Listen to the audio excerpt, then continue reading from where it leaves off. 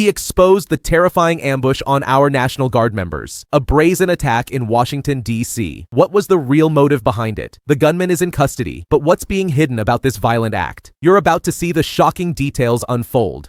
Good afternoon, everybody. My name is Cash Patel, FBI Director.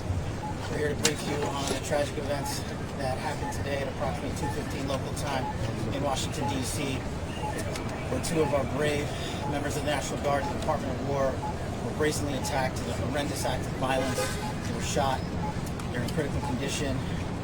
Yes, you can see behind me we have assembled the full force of both the federal and state and local law enforcement agencies to bring to bear all of our resources to make sure we find the perpetrators responsible for this heinous act. And make no mistake, they will be brought to justice. Since this is an assault on a federal law enforcement officer, this will be treated at the federal level as an assault on a federal law enforcement officer. The FBI will lead out on that mission with our interagency partners, to include the Department of Homeland Security, Secret Service, ATF, DEA, and we're thankful for the mayor's assistance in this matter, the Metropolitan Police Department and their skills in investigating homicides and gun shootings in this city is exceptional. We will work together collaboratively because this is a matter of national security, because it's a matter of pride. President Trump has been informed. We've been in contact with the White House. We will shortchange the American public with no resources to make sure we find and safeguard our nation's capital right here in Washington, D.C., and bring anyone responsible for this heinous act of violence to justice. I would lastly like to add to the American public and the world, please send your prayers to those brave warriors who are in critical condition and their families. They are here serving our country. They are here protecting everyday Americans and citizens around the world in our nation's capital. They are the heroes of this day, and we must remember them on this day and every day, and their families and the sacrifice they have made. I will now turn it over to Chief Carroll of the Metropolitan Police Department. Thank you. Good afternoon, everyone. My name is Jeff Carroll. I'm the Executive Assistant Chief here at the Metropolitan Police Department. At approximately 2:15 this afternoon, members of the D.C. National Guard were on high visibility patrols in the area of 17th and I Street Northwest, when a suspect came around the corner, raised his arm with a firearm, and discharged at the National Guard members. The National Guard members or other members that were in the area, they were able to, after some back and forth, able to subdue the individual and bring him into custody. Within moments, members of law enforcement in the area were also able to assist and bring that individual into custody. At this time, as the director mentioned, the National Guard members are being treated at a local hospital. DC Fire and EMS responded to the scene, provide first aid for those individuals, and transported to the local hospital. The suspect in this case was also transported for treatment at a local hospital. I'm Muriel Bowser. I'm the mayor of Washington, D.C., and I, too, want to send my thoughts and prayers to the families of the guardsmen and to the guardsmen who are in critical condition in a local hospital. I am joined by members and leadership from the D.C. National Guard, from the West Virginia National Guard, United States Secret Service, Deputy Mayor Pia, Fire Chief Donnelly, and Metro's General Manager Randy Clark. And we join with the FBI Director in ensuring that MPD investigates, the U.S. Attorney prosecutes this case to the fullest extent of the law. I've had the opportunity to brief U.S. Attorney General Pam Bondi, who was speaking to the President when I called, as well as the United States Attorney Pirro, who assured me that this case will have her office's complete attention. Mayor, was there any other suspect? Chief. Sure. So no, at this time, there was no indication that there was any other suspect. The one suspect that was involved in this incident, they were shot during the interaction, and they were transported to the hospital for sure. Mayor, does this validate the need for the National Guard here in D.C.? What we know, Andrea, is that this is a targeted shooting. One individual who appeared to target these guardsmen, that individual has been taken into custody. Mayor, can you tell us any more details on the conditions of the two National Guardsmen and whether or not anyone else was injured? And a quick question follow-up for the FBI Director. You said that we'll make sure we find the perpetrators for this act. So just to clarify, the person believed to be responsible is in custody and there are no other suspects. Sure, so I can start out. Again, Chief Carroll from MPD. So both the individuals, the guard members, they are in critical condition at local hospital at this time being treated. At this point, we have no other suspects. We have reviewed video from the area. It appears, like I said, to be a lone gunman that raised a firearm and ambushed these members of the National Guard, and he was quickly taken into custody by other National Guard members and law enforcement. Tell us about a motive. No, at this time, obviously, we're very in the preliminary stages of investigation. You know, there's a lot of things, a lot of agents that are here from various federal agencies, law enforcement agencies. We have the full power of the FBI and our federal partners here in the task force. So we're looking at all those different aspects. Were the National Guardsmen armed, sir? The National Guardsmen that were shot, I'm told they were armed. Did they get off shots? At this time, that's part of the preliminary investigation. Do we know who shot the suspect? Sure. So how the suspect was apprehended, as I said, the individual, the suspect came around the corner. He immediately started firing a firearm at the two National Guard members. So at that time, there were other National Guard members that were in the area. They heard the gunfire. They actually were able to intervene and to kind of hold down the suspect after he had been shot on the ground until law enforcement got there within moments. And he was shot by a National Guardsman? At this point, we're still investigating exactly who shot that individual. It's not clear at this time. Were there DC policemen in the area?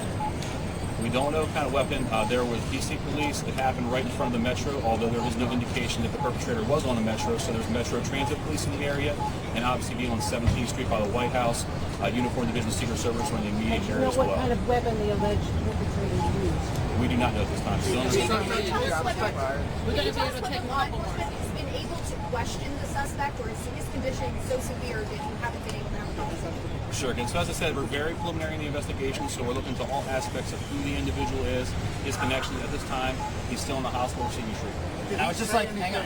I would just like to add, the reason that this suspect is in custody is because of the bravery of the men and women of the National Guard who responded due to their extensive training to secure American lives today. There was not any further injury and any further shootings. We should highlight the fact that the men and women of law enforcement, the interagency, the Department of War, and the National Guard executed their training with great precision today and prevented an even greater tragedy from befalling us. These National Guardsmen are heroes, and we must pray for their safety and their speedy recovery. And as the Chief said, we are in the preliminary stages of this investigation. We will run down every single lead, every piece of evidence. This is the power of the U.S. government at its best at the state, local, and federal level. That is why this interagency group is standing behind us to ensure America and the world that we will continue to keep D.C. safe. And thankfully, we have Metropolitan Police Department, the National Guardsmen, and federal agents, and the Department of Justice and the Attorney General willing to prosecute the mission to keep Americans safe. And President Trump has rightly stated that this heinous act will be investigated, and he has thanked the National Guardsmen and women and the men and women of law enforcement. Did the suspect say anything at the time of the Why did shooting? the West Virginia governor say that they were Chief, was anyone else shot?